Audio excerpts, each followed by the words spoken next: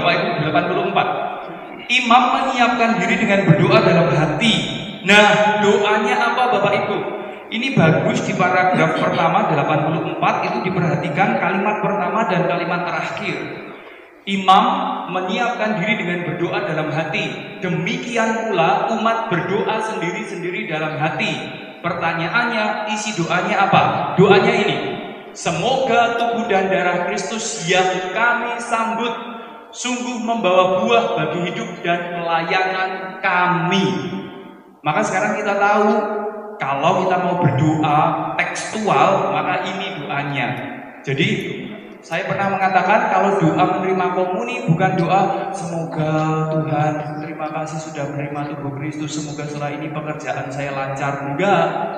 Semoga dengan komuni ini nanti setan-setan pergi. Enggak. Semoga setelah menerima komuni jodoh saya lancar. Enggak. Doanya ini dalam hati kan sama kan? Hati. Ini imam, ini umat. Doanya apa? Ini. Semoga tubuh dan darah Kristus yang kami sambut, yang ku sambut, membawa buah bagi hidup dan pelayanan Tuhan. Itu saja doanya. Maka jangan berdoa, terima kasih ya Tuhan, semoga karena tubuh dan darahmu ini usaha kami akan lancar, rezeki kami saya tidak mengatakan salah, tidak tepat. Mengapa? Karena urusannya kita menerima tubuh Tuhan. Maka kita berharap tubuh Tuhan itu membuat kita begini. Ya kalau akhirnya nanti usahanya lancar itu lain lagi. Tapi itu ya terima kasihnya. Maka sekarang kita tahu. Maka kita ajarkan juga pada anak-anak kita, kalau mau komuni atau sudah komuni, sudah ada doa baru. Maka doa itu pendek saja lalu berarti. Semoga tubuh dan darah Tuhan yang kami sambut berbuah dalam pekerjaan dan pelayanan kami. Selesai. Setelah itu bisa nyanyi. Nah, gitu ya. Itu. Kemudian imam memegang roti di atas patena, memperlihatkan kepada umat, kata Pak Sri tadi. Nah, ini bagian tadi. Lalu ketika itu diangkat, nah apa yang dilakukan? Nah, sesuai dengan teks, umat ketika melihat hosti dan anggur diangkat, maka menyatakan ketidakpantasannya dengan kata-kata Injili. Tuhan, saya tidak pantas Tuhan datang pada saya, tetapi bersabdalah saja, maka saya akan sembuh. Maka ini ketidakpantasan. Ketidakpantasan nanti ada dua level, dua cara. Ketidakpantasan dengan kata-kata ketika itu diangkat, lalu ketidakpantasan ketika kita menerima, maka menerimanya pakai tangan kiri, tanda ketidakpantasan. Atau cara yang lain menunjukkan ketidakpantasan, karena tangan saya tidak pantas, tangan saya pernah nabok orang, tangan saya kotor, maka menerimanya langsung dengan menjulurkan lidah. Boleh, karena itu menunjukkan ketidakpantasan. Maka nanti kalau ada umat yang nyobo panjenengan maju prodiakonya, lalu umatnya melet, maka Anda jangan tegur, dia sedang menghayati level ketidakpantasan. Kalau dia berlutut langsung melet, maka dia menunjukkan ketidakpantasan lebih lagi, gitu ya. Jadi Anda jangan menegur, orang itu orang parah melet, oh boleh, gitu ya. Maka bisa, enggak salah. Maka kalau nanti meletnya yang tenanan, melet sing dawa, aja melet sing cendak, melet cendek kuwi mesti mengko gringgingen ilate, geter. Nek wis geter niku mengke sing kedudul tangane prodiakon. Nah, gitu maka enggak higienis terus dilalet-laletke nang dinding gitu. Kalau jatuh gimana? Kalau jatuh? Kok jatuh enggak? Kalau hosti itu nempel di ilat, kelet.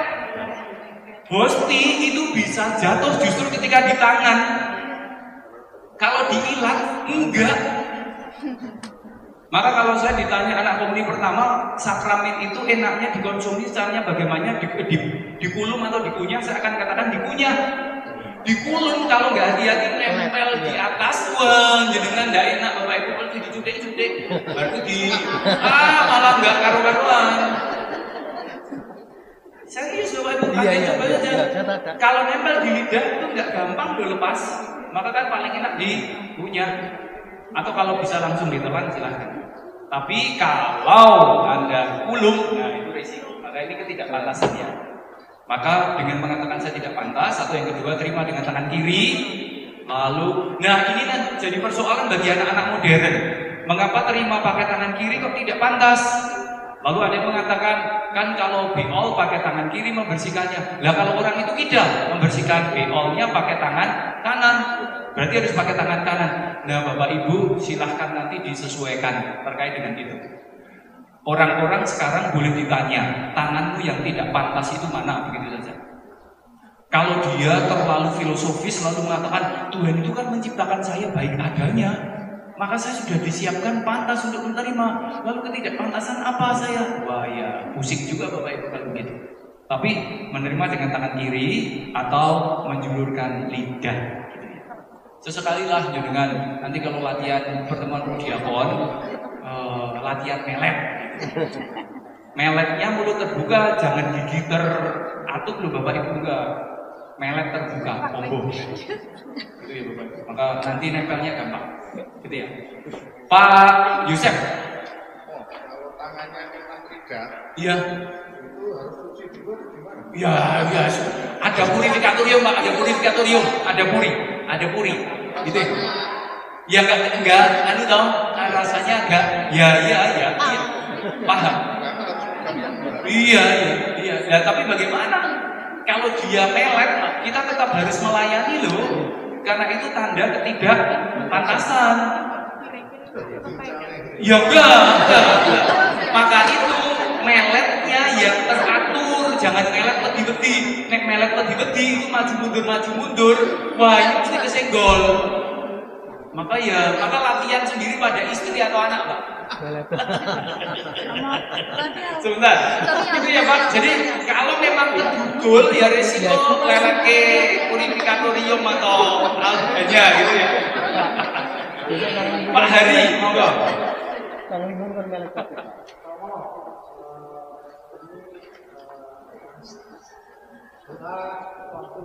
Sebelum dan sesudah ini Tuhan saya tidak pantas. Oh iya. Saya Akan sembuh, iya. itu diganti pas tapi sembuh.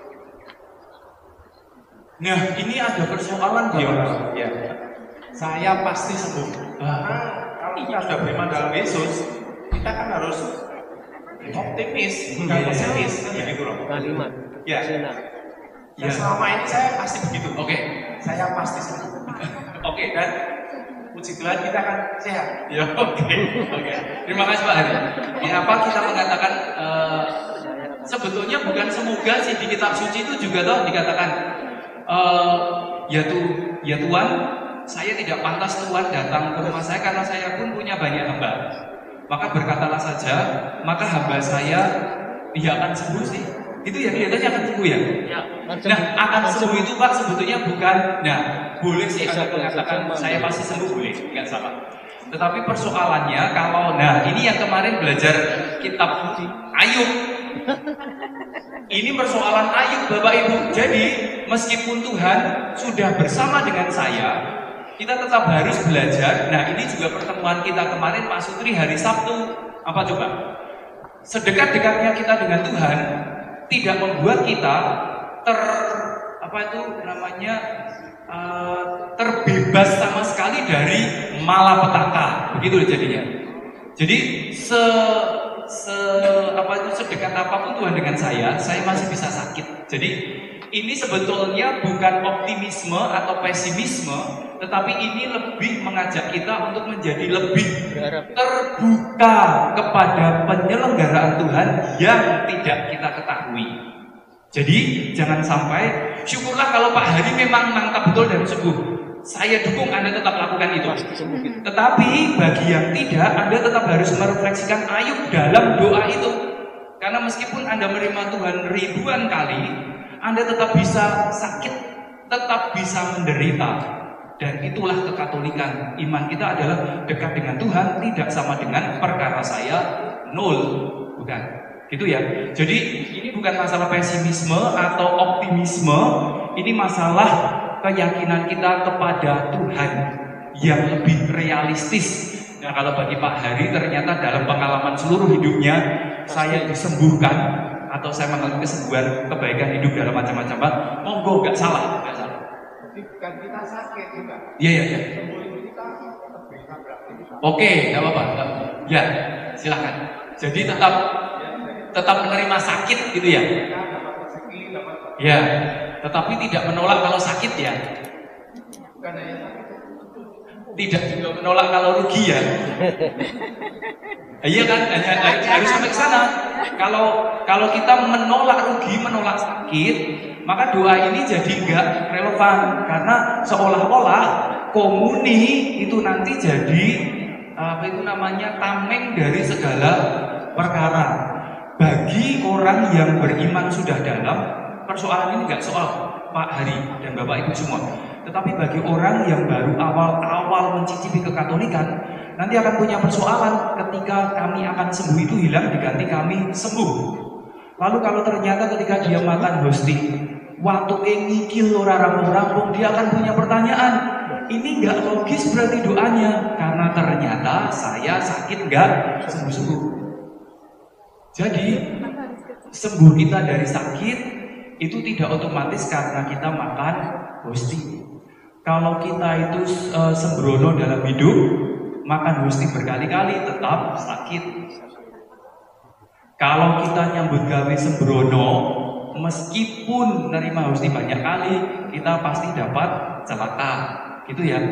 Jadi bagi orang yang sudah dalam iman, nggak soal Pak, tetapi kita tetap harus memberi rumusan doa yang logis bagi orang-orang pada umumnya, gitu ya.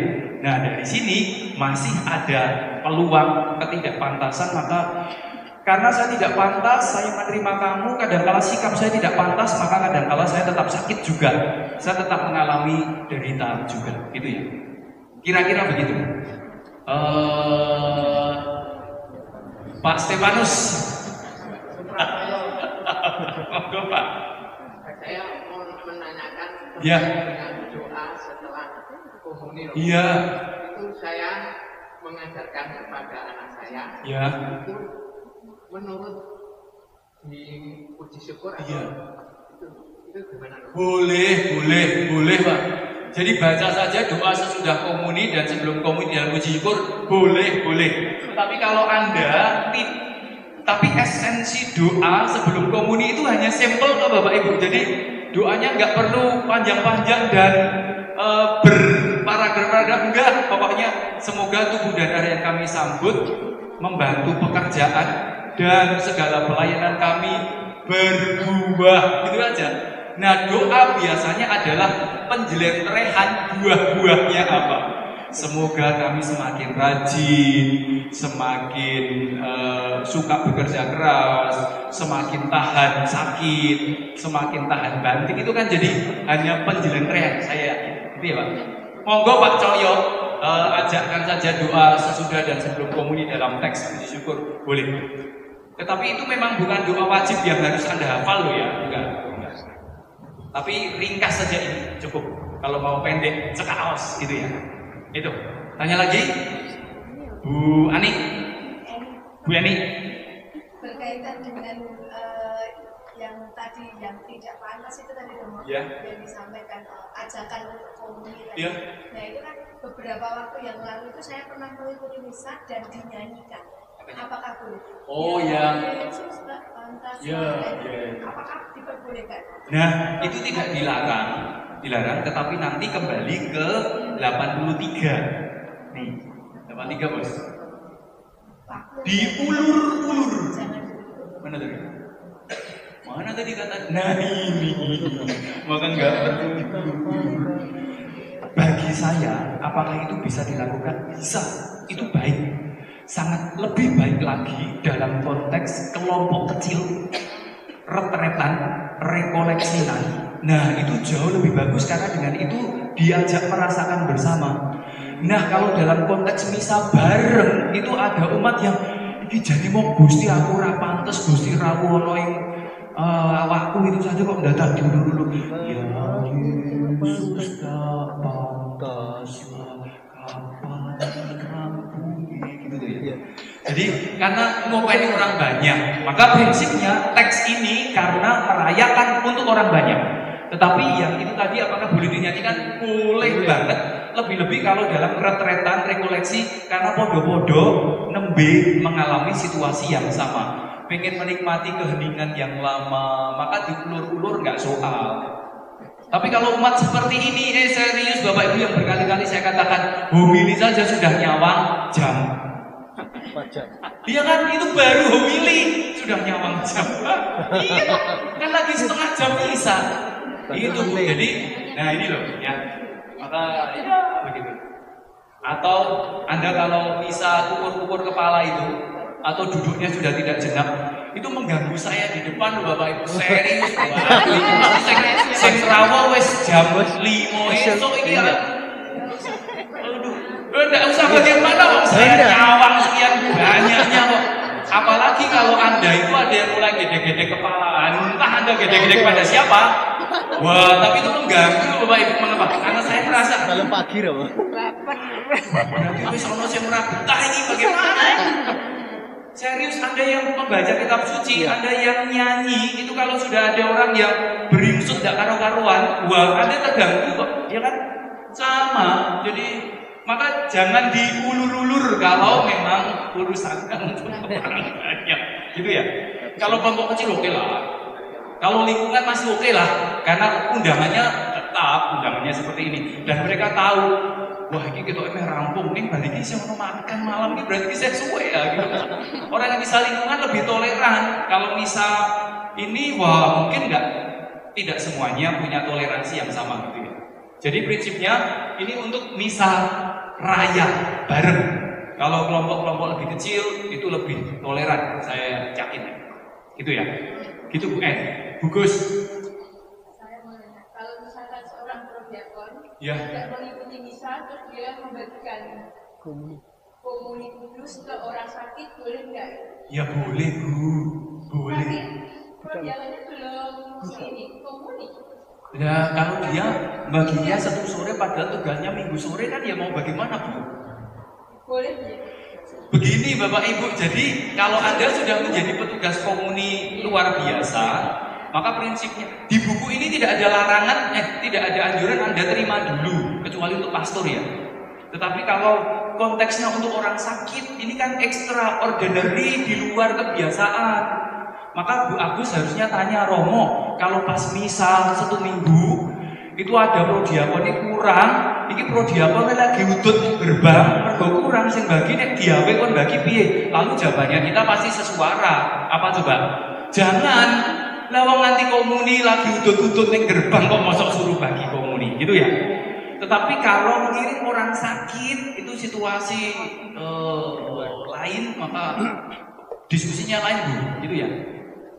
Bukan masalah diperbolehkan, jangan bicara diperbolehkan atau tidak diperbolehkan. Tapi situasinya beda, gitu ya Bu. Jangan menyampaikan. Maka sekarang kita jangan gampang mengatakan boleh dan tidak boleh, jangan dikatakan itu. Jangan dihentikan, oh boleh atau tidak boleh, jangan. Situasinya lain, gitu ya. Kemudian kalau misalkan kita janjian bersekian, kemudian orangnya tidak ada di tempat untuk menyimpan hosti itu bagaimana? Di sini.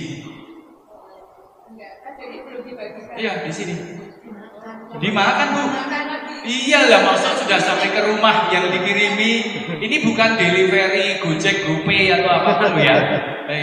Jadi kalau Anda sudah sampai ke rumahnya ternyata kuncenan KB, ya sudah Bu, Anda santap dengan baik lalu Anda pulang. Tidak ada retur, nggak ada. Sudah komuninya delivery, retur lagi ketika yang punya rumah tidak ada, nggak ada. Santaplah.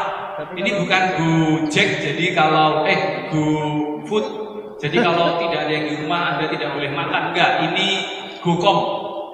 GoCom itu kalau yang didatangi tidak ada, Anda yang santap. Kalau lu Romo. Kita kan komunikasi sama Tuhan. Iya. Oh, ternyata ada yang kirim komuni tidak rembagan dulu tuh dengan jangan. Kalau Anda mau kirim komuni jam 9 pagi hari Minggu, Anda harus telepon dulu ono sing ning omah ora, jangan otomatis Bapak Ibu, jangan. Iya, supaya nanti sudah ada. Maka saya kan pernah dihomili mengatakan di pengalaman kita prodiakon loh yang bercerita. Ketika datang itu sudah tanya ada di rumah, ada ada. Tetapi yang di rumah itu katoan cendak, telanjang dada, sing anake lanang udut, sing anake cilik-cilik dolanan HP di ruang makan, yang terima komuni belum mandi di kamar, tidak diurusi loh. Jadi bahkan kita sudah kansenan saja kadangkala kita prodiakon dikon ngurusi si sakit sendirian, apalagi tidak telepon gua. Iya, katanya telepon dulu. Wah, ini ada tambahan lagi toh, yang menerima pakai tank top, untungnya tidak pakai bikini ya Bu ya. Nah itu kan kadang-kadang terjadi gini Ramo, yang dikirim yang sakit, iya, tapi anggota keluarga ikut terima. Nah persoalannya enggak? begini Bapak Ibu, jangan mudah memberi yang tidak sakit itu komuni. Mengapa? Karena itu akan menjadi pembiasaan. Wah, aku rasa melu bisa wae untuk kiriman enggak. Kecuali yang tidak ikut misa itu hanya satu, dan dia memang komitmen nunggu si sakit. Jadi kalau ternyata di rumah itu ada 10 orang, wah ini jelas dia bukan nunggu yang sakit, dia sorry mungkin kata-kata saya nggak pas, tapi mungkin kesan saja karena ada hukum tadi, gitu ya. Jadi hukum ini gitu ya. Nah kita lanjutkan dulu 85. Sangat dianjurkan agar umat sebagaimana diwajibkan untuk imam sendiri. Nah ini yang kemarin kita bahas, menyambut Tuhan dari hosti-hosti yang dikuduskan dalam misa yang mereka rayakan. Maka kalau kita membaca ini, keluh kesahnya Bu Parimen itu tidak akan terjadi. Romo kalau semanten kula menika nampi sakramen sampun apek, sampun pengok baik Bapak Ibu. Maka sangat dianjurkan, berarti kelas 1 prioritas Anda menerima sakramen yang baru. Maka secara sembrono kemarin saya mengatakan umat itu sebetulnya boleh bertanya sembranan ke Bapak Ibu. Tanya pada Romo dan Prodiakonnya, niki enggal apa sing wingi Pak? Oh niki sing minggu kepeker. Aku sing enggal. Iya karena Bu, ini kelas 1. Jadi mari baru. Oleh karena itu, kalau kita misa hari Minggu kita kan sudah bisa mengira-kira berapa yang datang. Maka yang dikonsekrer ya secukupnya. Jangan sampai yang di tabernakel itu masih ada sekian ratus. Memangnya yang sakit berapa? Gitu ya. Nah ini Bapak Ibu. Maka hak kita adalah sangat dianjurkan menerima yang dikonsekrir pada perayaan yang saya ikuti. Itu ya. Meskipun menerima yang tahun lalu sama, tetapi kita sangat dianjurkan terima yang baru. Itu ya. Tuh. Pada kesempatan tertentu hendaknya juga menerima roti dan anggur. Mengapa? Bukan untuk mantep-mantep. Jangan katakan lagi nek nopo loro soyo mantep, bukan. Tetapi ini alasannya supaya partisipasi saya semakin penuh. Jadi partisipasinya semakin penuh, gitu ya, atau semakin sempurna kalau dari bacaan, gitu ya. Nah, kapan boleh terima komuni 2 rupa? Itu kan pertanyaannya. Ya dalam misa-misa komunitas, retretan, rekoleksi, gitu ya, kelompok-kelompok kecil, atau misa antar prodiakon itu bisa komuni 2 rupa. Tapi kalau umat banyak, nah sekali lagi alasannya kadang-kala ya sangat sepele. Satu, kalau mau diutamakan untuk menjaga sikap hormat. Lalu yang kedua durasi, lalu nggak ekonomis, nah gitu aja ya. Jadi ya gitu. Pernah saya sampaikan itu. 85 ada pertanyaan. Jadi boleh terima komuni 2 rupa, boleh banget, boleh banget. Tetapi memang tidak setiap saat, gitu ya. Dan yang harus digarisbawahi di sini satu, menerima 2 rupa bukan untuk mantep, bukan. Tetapi partisipasi saya dalam Ekaristi menjadi semakin sempurna. Karena 2, gitu ya. Bukan berarti yang menerima 1 tidak sempurna, maka istilah itu kadang-kala menjadi persoalan, gitu ya. Tanya, ada nggak? Nggak ada. Itu komuni ya. 86. Sementara imam menyambut komuni tubuh dan darah Tuhan. Nah, ini ada, kalau di sini ditulis ada lagu komuni. Nah, mari perhatikan fungsinya. Di sana ditulis 1. Supaya secara batin umat bersatu dalam komuni, menyatakan persatuannya secara lahir dalam nyanyi bersama. Nah, ini persoalan Bapak Ibu. Nanti Bapak Ibu pasti akan bertanya, berarti ketika saya maju mau menerima komuni boleh sambil nyanyi. Nah, itu saya jadi punya persoalan Bapak Ibu. Karena teks di depan itu kesempatan doa hening sebelum menerima sakramen. Tetapi di sini juga ditulis agar umat yang secara batin bersatu menyatakan persatuannya secara lahir dalam nyanyian bersama. Kalau seandainya saja bersamanya itu hilang, gampang memahaminya. Bersatu secara lahir dalam nyanyian. Jadi kan dia tidak perlu ikut nyanyi. Nah, kalau ada bersama berarti kan ada melu nyanyi gitu ya. Maka silakan pilih lagu yang membantu situasi batinnya saja Bapak Ibu. Maka fokusnya di sini. Seandainya ada nyanyi bersama, fokusnya di batinnya itu semakin mengalami pengalaman kesatuan. Catatan kedua, menunjukkan kegembiraan hati. Nah, Romo berarti kan boleh lagunya sambil sorak-sorai gitu. Nah, itu lalu jadi persoalan dengan yang awal gitu ya. Jadi kita punya soal Bapak Ibu bahkan dalam teks kita sendiri. 3. Menggarisbawahi corak jemaat dalam peraratan komuni. Jadi sisi kebersamaan. Catatan, nyanyian itu berlangsung terus selama umat menyambut dan berhenti kalau dianggap cukup. Nah, Bapak Ibu terutama yang kor, Bu Litwin dan Bu Pari dan Mas Vino. Nah, ini ada catatan. Jika sesudah komuni masih ada nyanyian, maka nyanyian komuni harus diakhiri pada waktunya. Nah, ini persoalan. Jadi ketika komuni selesai, lagu komuni selesai, tetapi lagu komuni itu bisa dilanjutkan 87. Apa itu? Madah syukur. Jadi Bapak Ibu adalah iringan komuni, ada madah syukur. Nanti kita lihat. Catatan adalah paragraf nomor 86, paragraf kedua. Meskipun Anda nyanyi, para penyanyi, kor atau siapapun, tolong diberi waktu komuni dengan tenang. Maka biar dia duduk dulu lah 3 menit, 4 menit, 5 menit, durung lagi tombol, durung lungguh wis kon jupuk partitur terus kon luap lauk, enggak gitu ya. Jadi beri waktu supaya ini supaya dia bisa tenang gitu loh, nompo dhisik lungguh sembahyang rosario gitu loh. Jadi cukup waktu lah gitu ya. Jadi ini sendiri loh Bapak Ibu. Mengapa ini sendiri? Lalu kita tahu karena ini harus di bold Bapak Ibu. Karena kadang-kala sekali lagi kita petugas KOR itu pengen sekali menunjukkan seperti kata Bu Pari tadi, kebolehan saya karena sudah latihan selama setahun. Nah gitu loh. Maka jangan biar sembahyang dulu.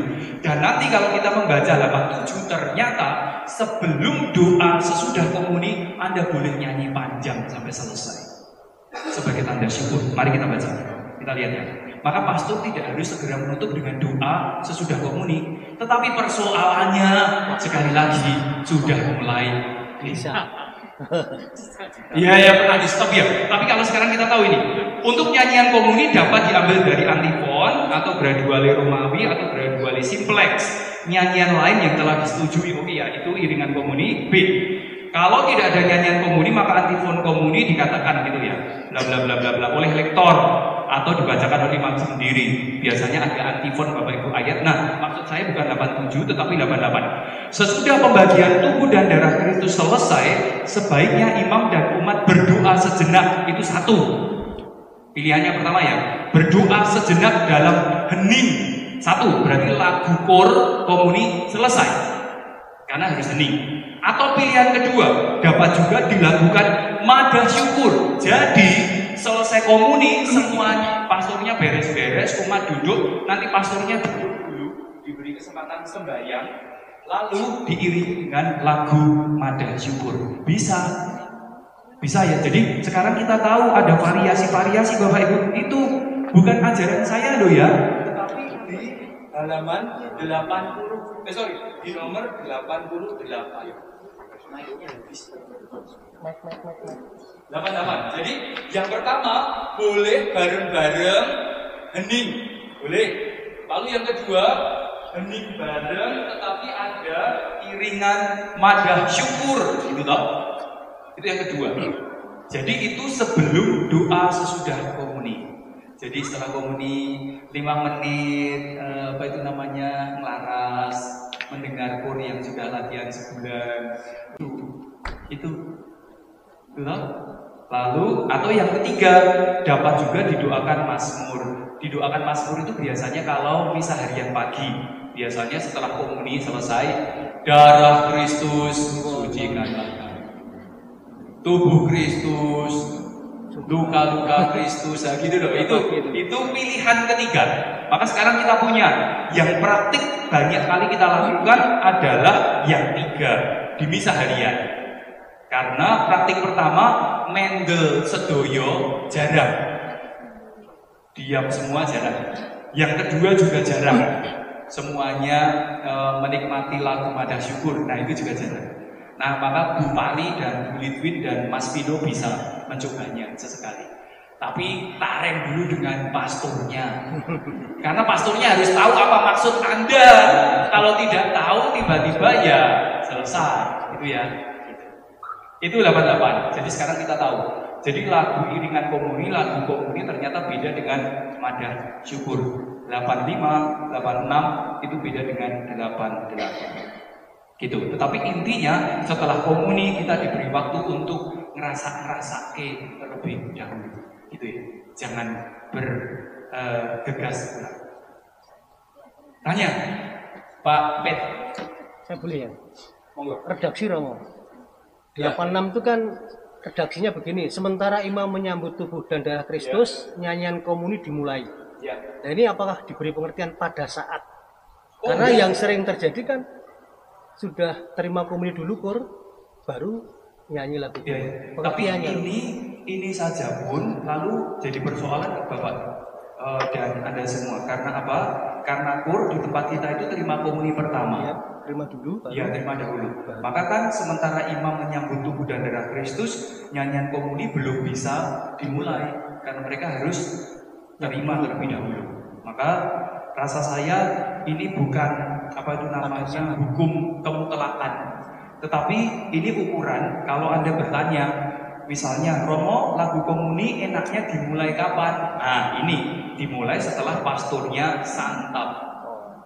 Tapi kalau kur ternyata belum santap, padahal yang nyanyi itu kur, berarti nyanyinya setelah kur santap. Tetapi kan setelah kur santap itu sama saja dengan setelah imam santap, gitu tuh ya. Jadi prinsipnya biar aja. Ya, supaya kita jelas saja. Oke. Romo ada pengalaman juga. Saya mengikuti bisa juga ada pengalaman kurnya bernyanyi dulu. Oh iya, ada. Kemudian setelah selesai baru lagu terakhir bisa. Sehingga sekalian ada waktu keheningan. Boleh, itu bisa. Ini pilihan yang bagus juga bisa. Jadi kurnya terima terakhir. Jadi setelah mereka terima nggak ada suara-suara lagi. Bisa. Maka tetap itu tidak mengingkari, tidak membatalkan ayat 86. Karena ayat 86 mengatakan lagu setelah pastornya terima. Nah, pastornya itu terima, ternyata lagunya dimulai setelah semua komuni, kan pastornya sudah terima, gitu ya. Besok Barto mulai itu. Pak Yu. Udah. Nyanyi dulu. Iya ya. Sikap umat Dimulai. yang benar itu seperti apa? Karena sebagai versi di sini belum ada ya. Nah, kalau sikapnya sebetulnya ada sih, nanti kita akan lihat di nomor-nomor selanjutnya. Berlutut, Pak. Satu, karena nggak ada ya sudah. Itu kalau bertanya kelas-kelasnya ya berlutut. Lalu berikutnya ketika elevasi yang kita lakukan, saran dari buku ini loh Bapak, bukan saran tradisi kita. Kalau tradisi kita kan melihat sesuatu yang lebih luhur, pasti kita diplok. Tetapi kalau di teks ini melihat yang luhur, kita nggak melihat. Maka ketika elevasi tubuh dan darah Tuhan diangkat, setiap orang posisinya melihat. Maka apa gunanya ini diangkat kalau Anda malah membungkuk? Ya sudah, besok lagi tidak akan saya angkat. Ngapain diangkat malah berjuruk dewi-dewi kok? Paham ya Pak? Jadi, tahan, boleh menyembah, boleh di dada, boleh. Tidak ada kewajiban. Tetapi kalau anjuran di sini memang membungkuk lalu menengadah ke atas. Kalau kita membungkuk itu tidak salah, tetapi itu lebih tradisi kita karena melihat yang luhur lalu kita membungkuk. Ya, mata batin boleh Pak. Gitu ya Pak Yusef. Jadi tidak ada yang harus, tetapi kalau kita punya jengkengan kita berlutut. Lalu kalau diangkat kita melihat ke atas. Nah, 89 untuk menyempurnakan permohonan umat Allah dan sekaligus menutup seluruh ritus komuni, maka ada doa sesudah komuni sebetulnya, bukan doa komuni, tapi doa sesudah komuni. Maka doa sesudah komuni itu apa? Sama seperti doa sebelum komuni. Apa coba? Semoga tubuh dan darah misteri itu tubuh dan darah yang kami sambut menghasilkan buah dalam pekerjaan dan hidup kami setiap kali. Gitu aja. Jadi doanya itu. Maka doa penutup atau doa sesudah komuni Bapak Ibu itu tidak lama, enggak ada lama, pasti singkat-singkat. Nah, catatannya adalah doanya tidak trinitaris tutupannya. Hanya dengan pengantaran Kristus Tuhan kami atau kepada Dikau Bapa yang hidup dan berkuasa kini sepanjang masa, atau kepada Kristus sebab Engkaulah yang berkuasa kini dan sepanjang masa. Jadi yang terakhir di doa sesudah komuni itu catatannya adalah mereka tidak berdoa trinitaris. Trinitaris itu doa kolekta, pembuka. Doa penutupnya enggak trinitaris, bahkan hanya kepada Bapa atau kepada Putra. Itu ya. Supaya tahu saja. Maka nanti kalau ada doa penutup trinitaris atau tidak trinitaris ya sudah, enggak apa-apa. Karena prinsipnya tidak trinitaris. Gitu ya. Kalau trinitaris bagaimana? Enggak apa-apa. Tetapi tidak harus trinitaris gitu ya. Gitu. Itu hanya tentang doa dan pemecahan roti. Nah, sekarang bukan 89. Nah, itu Bapak Ibu catatannya tidak trinitaris.